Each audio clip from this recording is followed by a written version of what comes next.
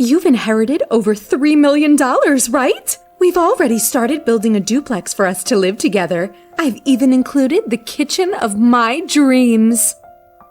My mother-in-law says in a tone that's almost dreamy. I've quit my job. I'm planning to start a business with the inheritance that Ashley has received. My husband announces, looking oddly pleased. Well, wait a minute. I've told you I haven't received any inheritance yet, right? You've quit your job and you're building a duplex. What's happening? Don't lie. It's clear you've inherited. How about we take a trip before the house gets built? How about Hawaii?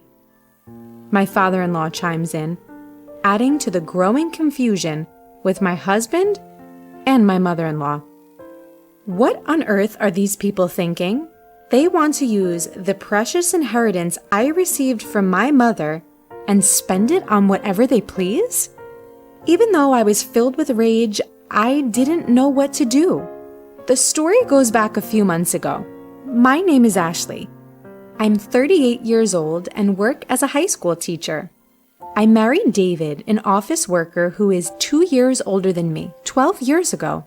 Soon after we got married, our only daughter Julie was born. And since then, my days have been filled with work and child rearing. Today is the day I'm visiting my hospitalized mother with my daughter. Oh, Grandma, it's been a while. Well, Julie, welcome. My mother, lying in her bed, lovingly strokes Julie's hair. Her hand is noticeably thinner, and her complexion looks poor. Next to my mother's bed stands a middle-aged man wearing glasses and a suit. As I nod towards him, he returns the nod and leaves the room. Mom, who is that man? Just an acquaintance. Don't worry about it. More importantly, Ashley, are you still doing well? And David, is he well? My mother's eyes, a shade close to blue, sparkle softly as she smiles. She met my father, who ran an import-export business overseas and came to the U.S. as his bride. Raising a child in a foreign country must have been hard, but my mother and father worked together to bring me up. One of the reasons I am able to work as a teacher today is because my mother taught me many things since I was small. I am deeply grateful to my parents, who raised me with love in a wealthy family. After my father passed away a few years ago, my mother, now alone, fell ill and was hospitalized. She transferred the business to a relative, and now she spends her remaining days quietly in the hospital. I'm fine, Mom. Is there anything you need? Just having you and Julie come to see me is more than enough. After having such a conversation and spending a good amount of time talking with my mother, Julie and I headed home. Julie talks to my mother about things that happened at school and the books she has recently read. She's at that tricky age of 10, but our relationship is good. Even if I take away my parental bias, I think she is a bright and honest child who is growing up well. We're home! Oh, welcome back! How's my mother-in-law doing? David asks as he greets us. Mom is as usual. How about you? Your seminar? Was it? Oh, I heard some good stuff. Looking forward to the next one. Recently, my husband has been attending seminars on quitting his job and starting a side business. He must want more money, but the company he works for will not top tier. It's not bad, and with my salary, we're doing just fine. I find it distasteful when he is so greedy for money, which I suppose he gets from his parents. Ever since we got married, I've been put off by his parents' excessive stinginess and their habit of begging for small amounts of money whenever we see them. So, I've been keeping my distance.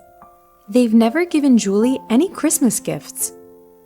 Fortunately, my in-laws live far away, so we don't have to interact much. And my husband does well with household chores, so I guess it's okay.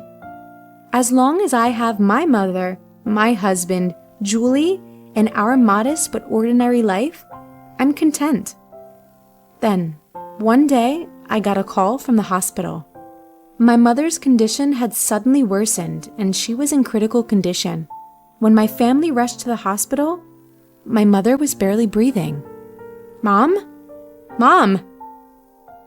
Grandma? No! Ashley, I always wanted you to be happy. Cherish Julie more than anything. I love you. In the end, those were my mother's last words. My mother, who raised me with all her heart with my father. My mother, who adored Julie from the bottom of her heart. My mother's face in the coffin was peaceful, and all I could do was cry. Julie was by my side, crying with me. A little while after my mother passed away, an envelope arrived at our house.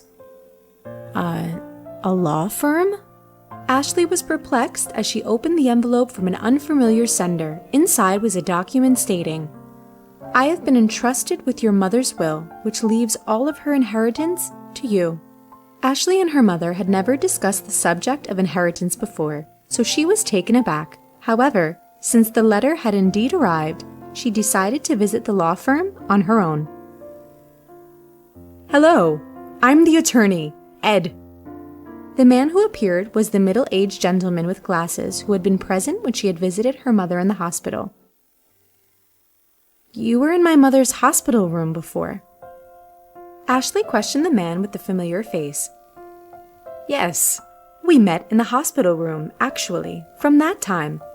I was entrusted by your mother.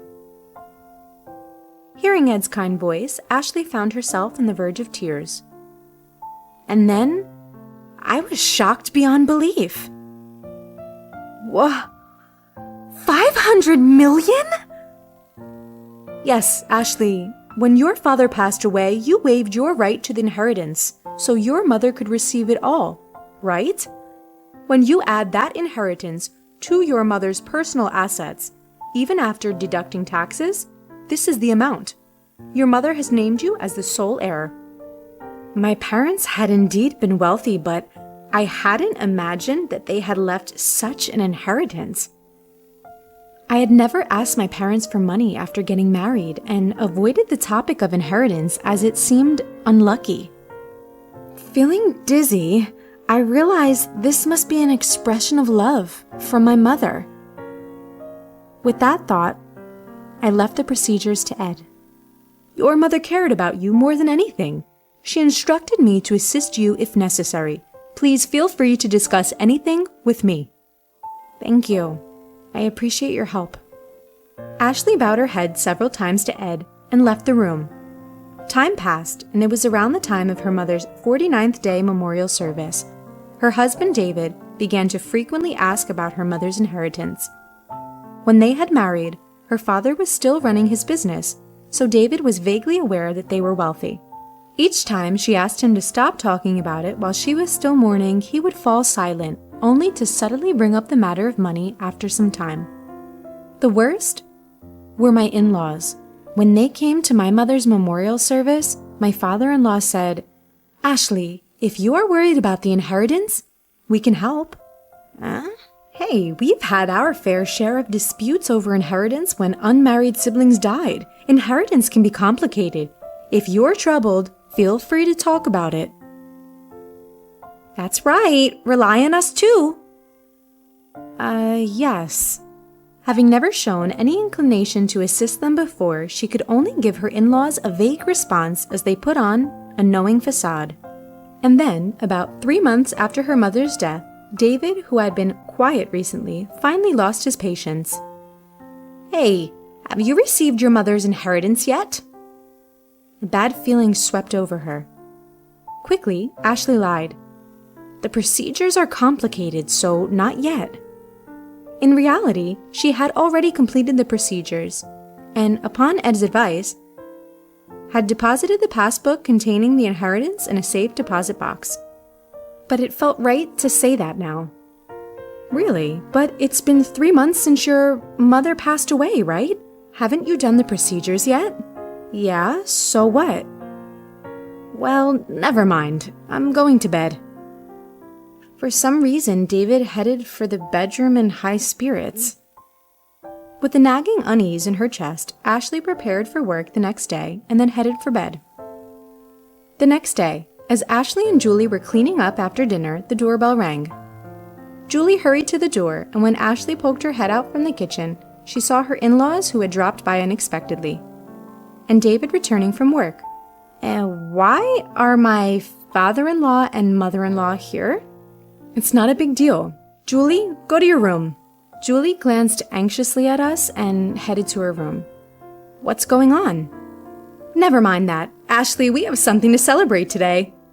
Ed, her father-in-law, was in high spirits as he opened their fridge and took out a beer. Celebration? You inherited more than $300 million, didn't you? We've already started building a duplex house for us to live together. It even comes with a dreamlike modern kitchen. The one who spoke in the dreamy tone was her mother-in-law. What? What are you talking about? Ashley, be happy. We've decided to build a duplex house. We used half of our savings and the money that Mom and Dad have put aside for the down payment. The loan is under my name, but you can pay it all at once with your inheritance, right? Give back to the two of them. What? I quit my job. I decided to start a business using that inheritance you received. David, her husband, looked somehow satisfied as he said these words. Wait a minute. What are you talking about? I told you, I haven't received the inheritance yet. Didn't I? And what does quitting your job and a duplex house mean? Don't lie. It's clear you've inherited. How about we go on a trip before the house is built? How about Hawaii? Amidst the escalating chaos, David and her mother-in-law were getting excited, agreeing with what Ed said. Then David said, laughing scornfully, You're stingy, Ashley. We've looked into it because you kept saying you hadn't received the inheritance. You can't renounce an inheritance if you don't process it within 3 months. Whether you lied or told the truth about not processing, you still have inherited, right? That is... Considering the scale of my father-in-law's company, there must be more than 300 million, right? We'll be able to live comfortably, thanks to them. Thank you, mother-in-law. Be sure to prepare the money for the duplex house as soon as possible. And my capital, too. Seeing David speak like that made her dizzy. What on earth are these people who want to use my precious inheritance that I received from my mother as they please and indulge in luxury? Although I was filled with intense anger and was about to yell, I couldn't say a word. I was worried about Julie, who was in the other room. I'm going outside for a bit. I called out to the three of them, but they didn't hear me, happily discussing how they'd use the inheritance, and I went out without even taking my wallet. The night wind was cool, and it was then that the tears came. I went to the hilltop park where I used to come with my mother, and I cried, holding back my voice. My anger didn't subside. Feeling frustrated, my heart was worn out from being exploited like that. My emotions were a mess. But she couldn't just say she wanted a divorce. They still had their child, Julie. Her mother's words, "Take care of Julie, above all else," came back to her, and tears spilled again. Suddenly, someone spoke to her. Surprised, she opened her eyes, and the person began to speak softly. 3 days later, she called her husband and in-laws to a restaurant with private rooms. So, you finally came back home after that day. Did you withdraw the money? Ashley, you shouldn't leave home without telling your husband. Exactly. Ignoring the words of the three people, she took out a document. It was a divorce notice, already filled out.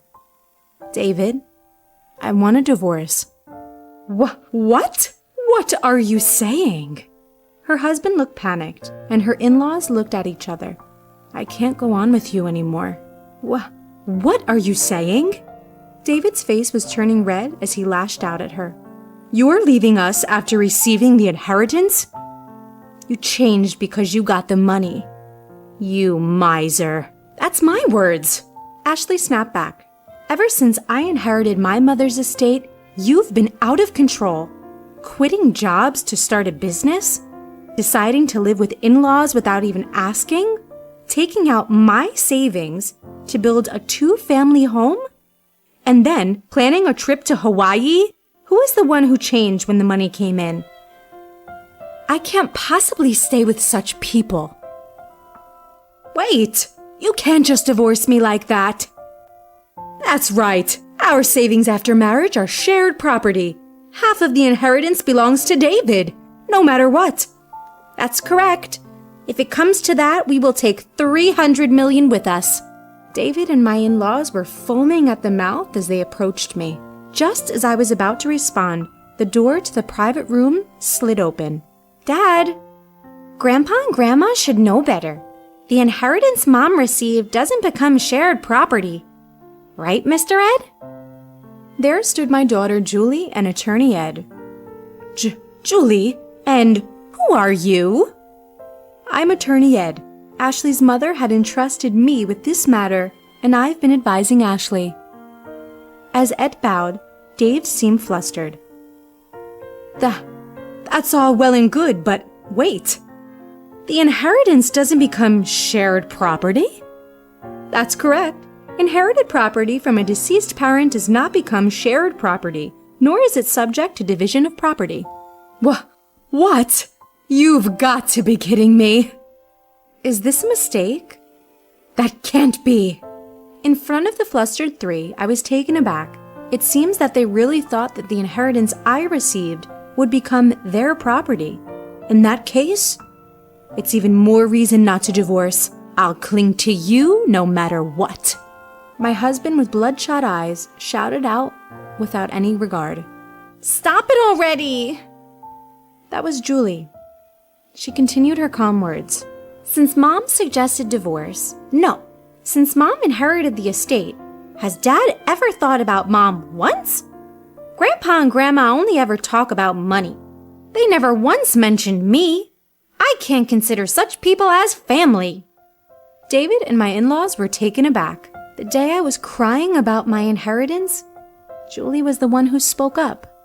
Julie came running after me and she told me, Dad, Grandpa and Grandma are too much, trying to take Grandma's legacy for themselves.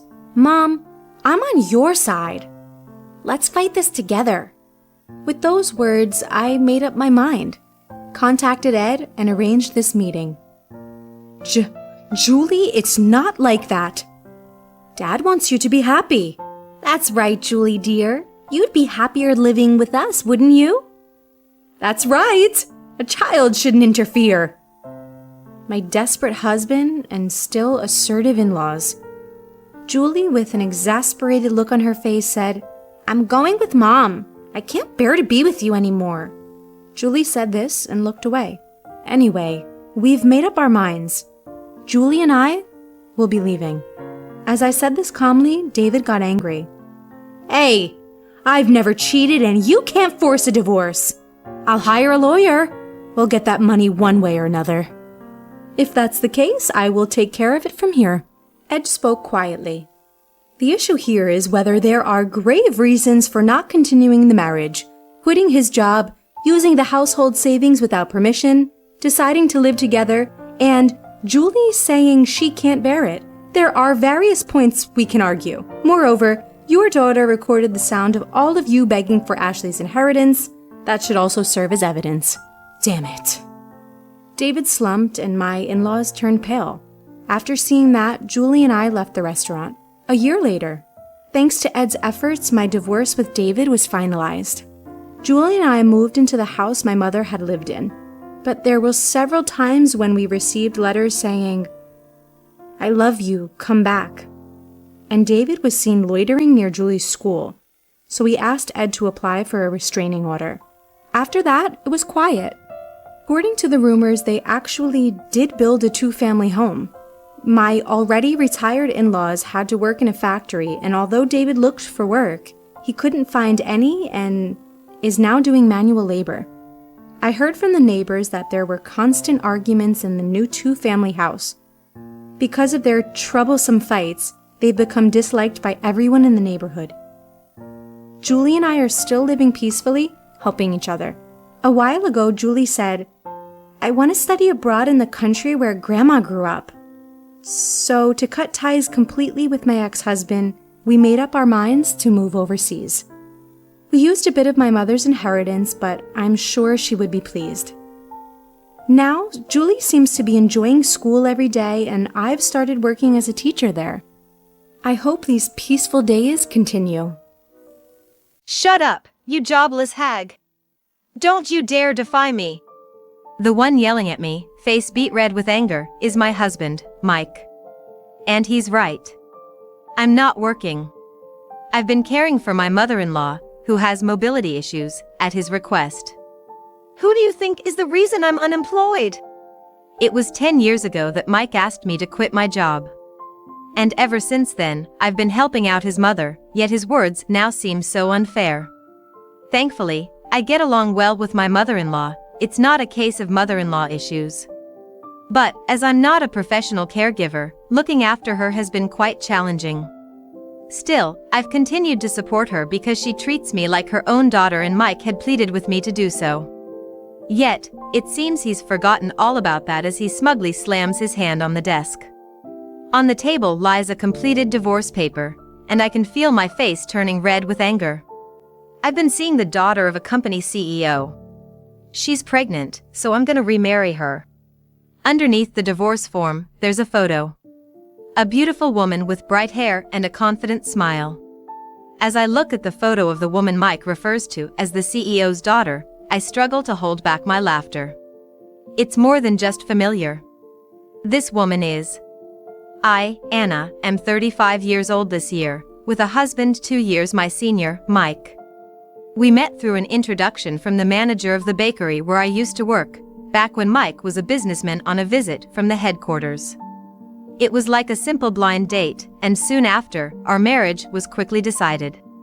His mother, who had become slightly disabled due to a past car accident, had gone out of her way to welcome me in her wheelchair when I first visited their home, a gesture I found profoundly humbling. She seemed to take a liking to me, smiling kindly and happily agreeing to our marriage. Considering his mother's condition, we decided to set up our home near Mike's parents.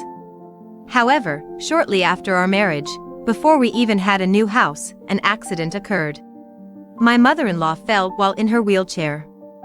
Fortunately, she wasn't in life-threatening danger, but her mobility worsened. She used to move from her wheelchair to a chair or bed with the help of a cane or handrails. But after the fall, she couldn't even get in or out of the chair by herself. With her increased needs, we started relying more on helpers, but that wasn't a complete solution. Helpers aren't free, and you can't call them 24/7. As a result, there are times when my mother-in-law is alone, especially during the night when visibility is poor. She laughed resignedly, saying we might have no choice but to rely on a nursing home, but Mike put a stop to that. He pleaded with me to take care of her, promising to work more and earn more than before. By this time, my own parents had passed away. Not that it was the reason, but with no caregiving responsibilities for my parents, I decided to take on the role of caring for my mother-in-law. Of course, there's a lot I can't do as an amateur, and no matter how hard I try, I can't match a professional. But I agreed to Mike's request, hoping to be of help to his kind mother. Living with my mother-in-law right after getting married and taking on the role of her caregiver was a different kind of challenge compared to other newlyweds, but it turned out to be simpler than I imagined. My mother-in-law was used to her physical limitations and was good at communicating her needs to Mike and the helpers. She meticulously taught me what she wanted and how I could assist her. Moreover, she never had the attitude that she deserved care just because she was the mother-in-law, always expressing her gratitude. There were no issues between my mother-in-law and me, but the relationship between Mike and me began to cool down. The plan was for both of us to work, but the pressure of being the sole breadwinner and supporting a disabled mother and a wife who had quit her job to provide care must have been overwhelming for him. That stress began to manifest, and gradually Mike started directing his frustrations at us. If I questioned Mike for coming home late at night without any notice, he'd snap, saying a jobless person like me had no right to comment on his work engagements. When I'd call him for not returning home past dinner time, he'd casually mention he was on a business trip.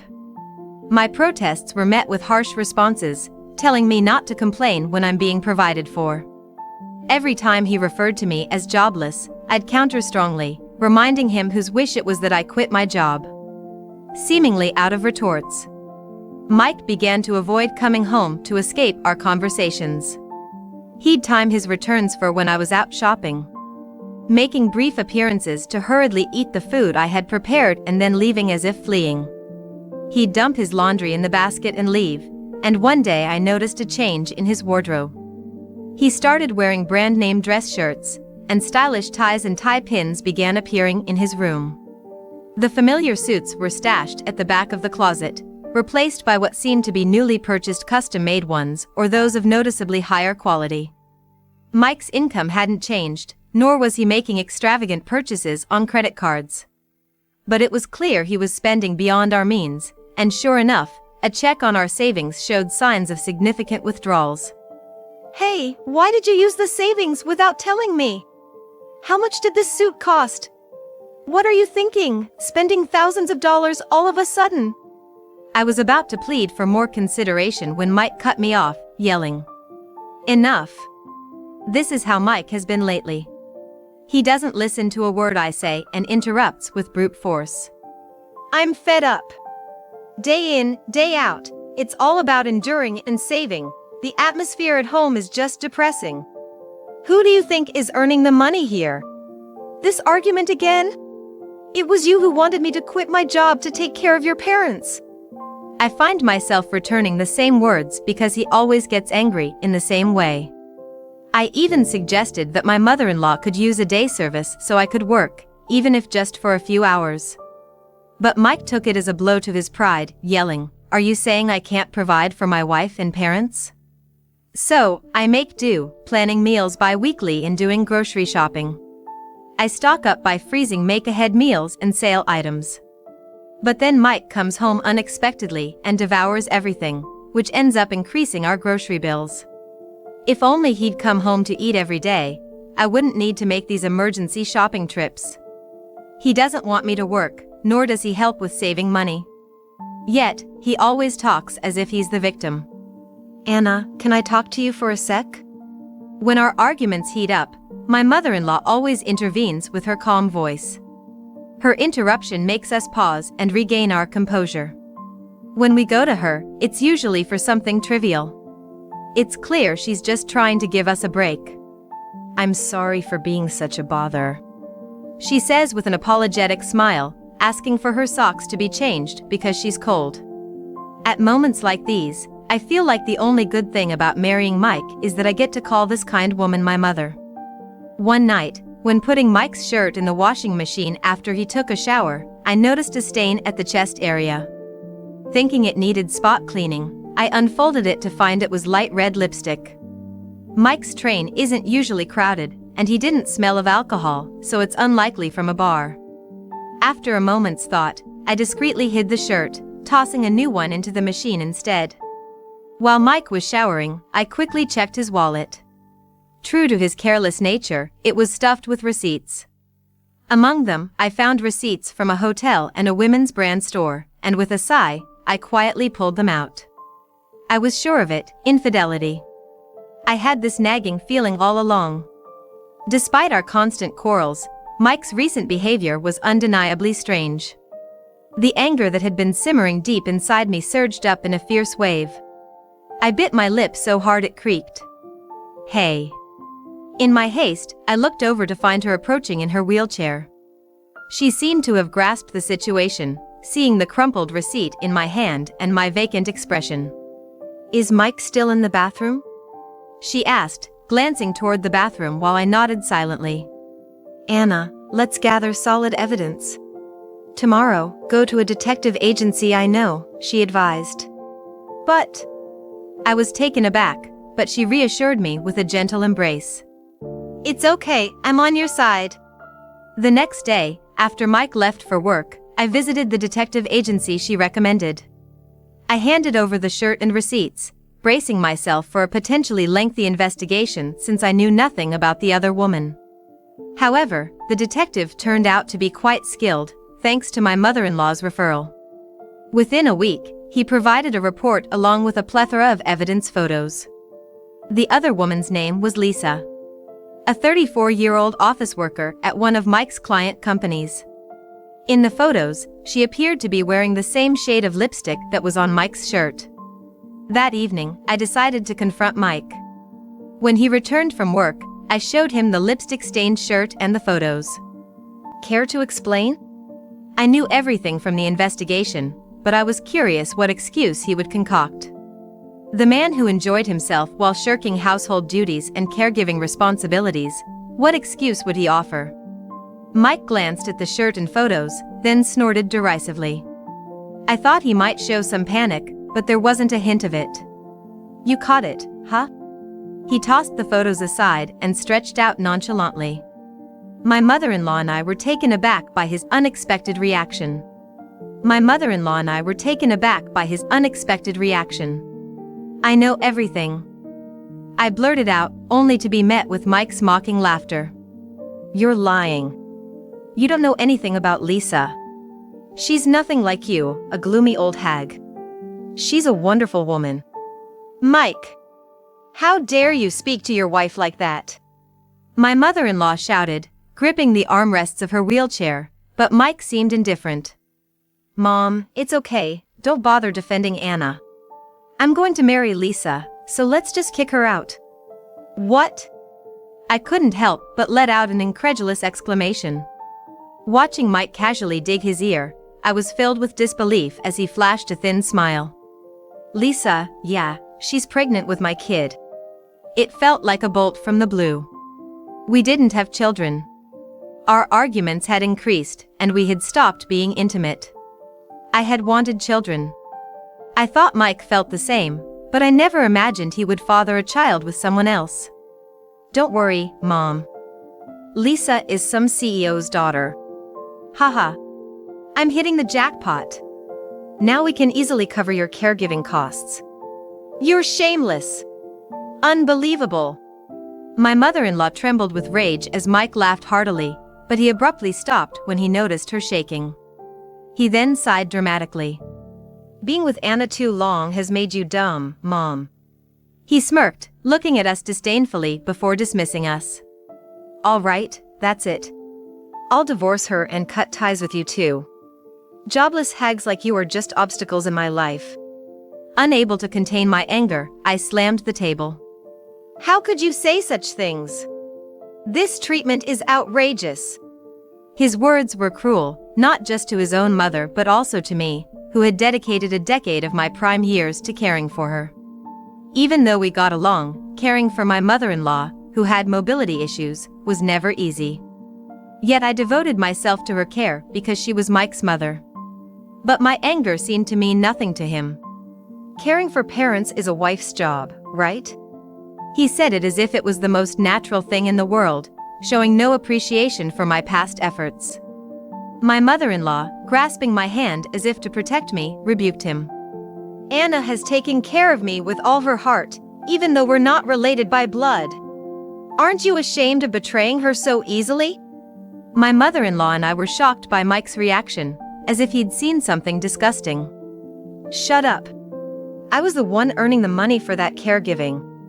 Once I marry Lisa, I'll leave you useless hags behind. Enough! I couldn't believe the transformation in my husband's demeanor and shouted back at him. I firmly held my trembling mother-in-law's hand and glared at Mike. We'll get divorced. But I'm taking my mother-in-law with me, I declared firmly, causing a mix of surprise and confusion in her. Despite not being her biological daughter, I couldn't bear to leave her with this man. If you're okay with it, let's live together. She had given me a mother's warmth when I had lost my parents early. I couldn't stand the thought of leaving her with such a despicable man. Anna, are you sure? She asked, teary-eyed, and I smiled, affirming my decision. Oh great, if you're taking her, that's a load off my back. Get up fast, this house is mine. Mike showed no signs of remorse, casually grabbing a beer from the fridge and chugging it down while laughter from the TV he probably turned on filled the room. Mike showed no signs of remorse, casually grabbing a beer from the fridge and chugging it down, while laughter from the TV he probably turned on filled the room. We left the house with only the essentials. Mike didn't even bother to see us off. Afterward, we finalized our divorce.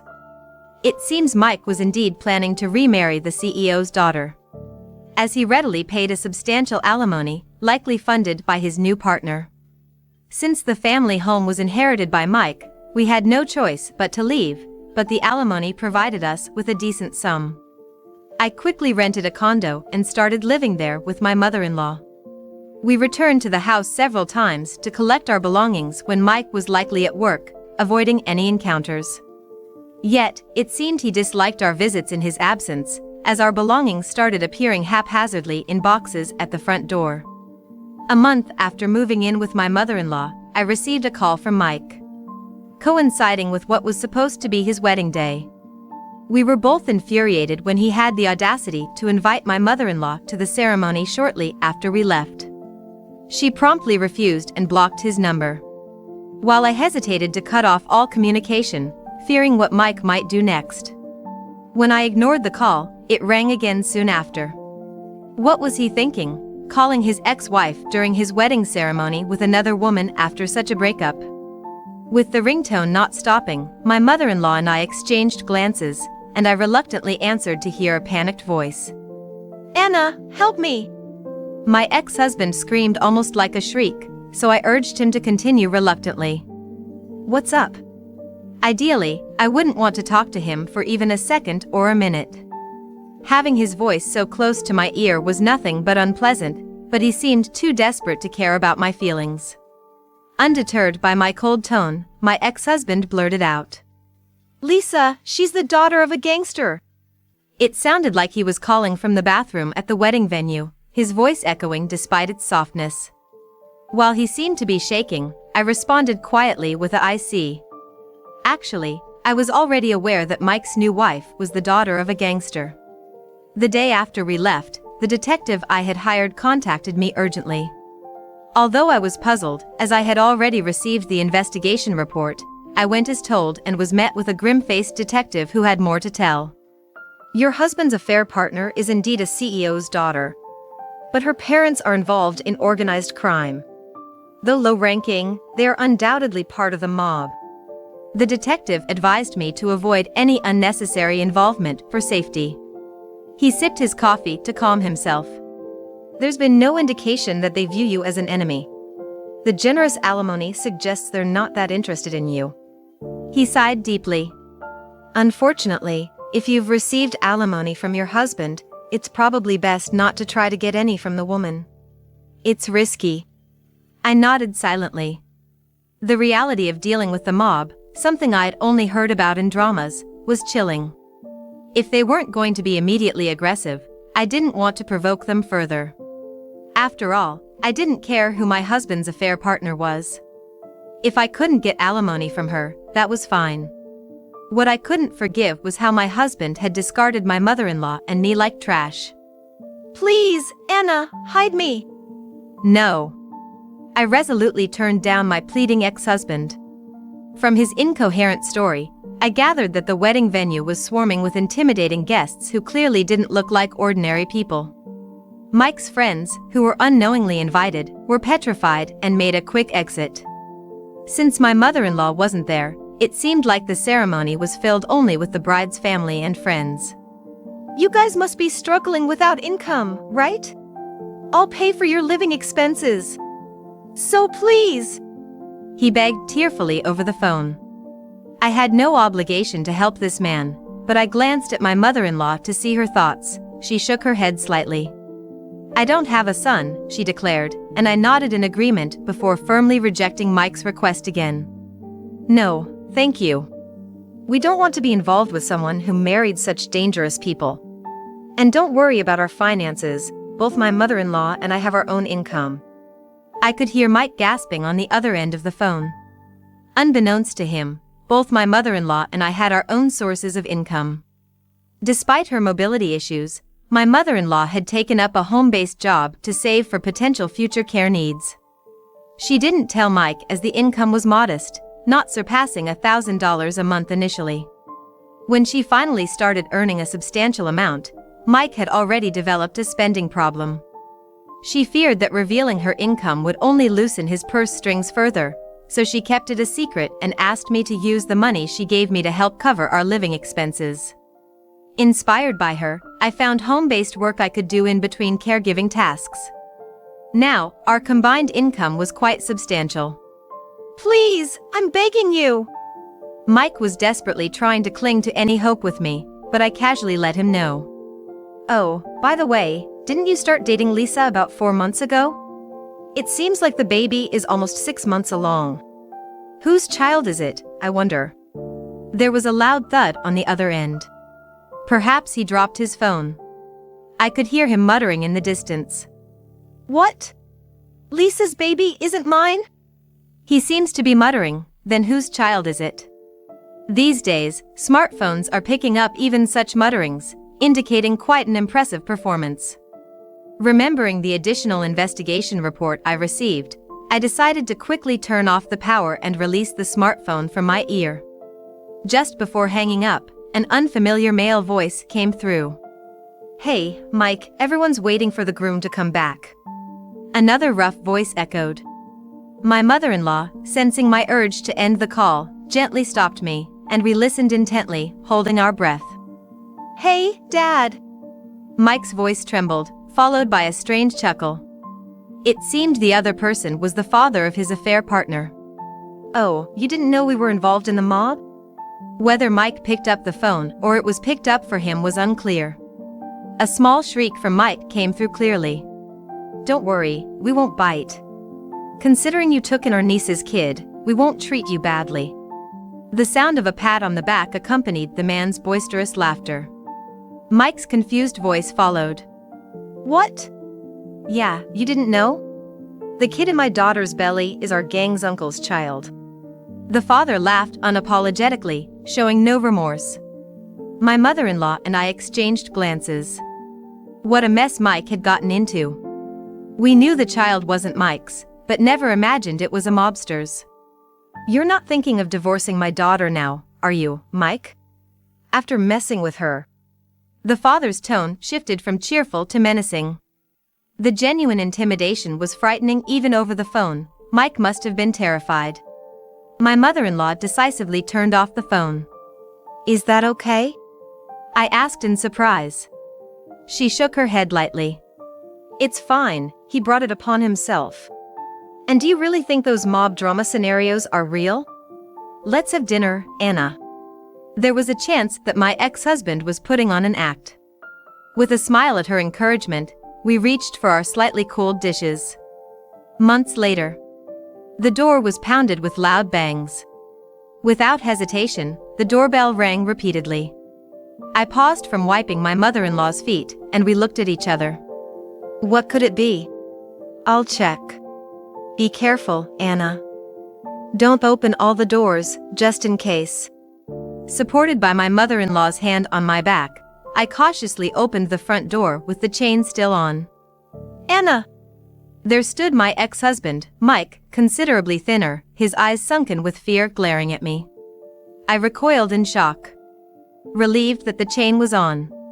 Help me, Anna, please! Mike's pitiful state prompted me to attempt closing the door. However, Mike managed to get his fingers on the door, trying to pry it open. Though the chain remained intact, the ease with which he could have opened the door made me bite my lip hard. However, the ex-husband hooked his fingers on the door and forced it open. Though the chain remained intact, I bit my lip tightly at how easily the door was opened. Mom, Anna, I'm begging you! After learning at the wedding venue that the child in Lisa's womb wasn't his, Mike had resolved to ask for a divorce post-ceremony. I wasn't told her parents were mobsters, just that she was a CEO's daughter. And the child isn't even mine. That's ridiculous, I want a divorce. Apparently, he had slammed down the divorce papers, but Lisa merely glanced at them before returning her gaze to her smartphone, unfazed. She lounged on the sofa, casually throwing out her legs, and remarked, "Oh, did you hear that from your ex-wife?" while nonchalantly rubbing her barely noticeable belly and fiddling with her phone. I married you again because I heard you were having my child, he accused me. But then Misaki's old man stepped in. Unperturbed by Mike's fear, Lisa's father tore up the divorce papers on sight. He then threatened Mike that if he truly wanted a divorce, he'd need to come up with $100,000. $100,000! I exclaimed, shocked by the exorbitant amount. It was clear that Mike, a mere corporate employee, couldn't possibly gather such a sum. Of course he protested. But Lisa's father was relentless, demanding compensation for the hurt caused to his precious daughter. Lisa never loved me. She just needed a stand-in father for her child. Mike began to cry, but I felt no pity. The amount was shocking, but so what? A peaceful marriage was unlikely once mob ties were revealed. After all, it made no sense for Lisa to marry Mike. Especially if she had to cover his divorce costs, without any benefit for her. It would be normal to suspect there's a hidden agenda. I wonder, can one really get a divorce by paying $100,000? But that has nothing to do with me or my mother-in-law.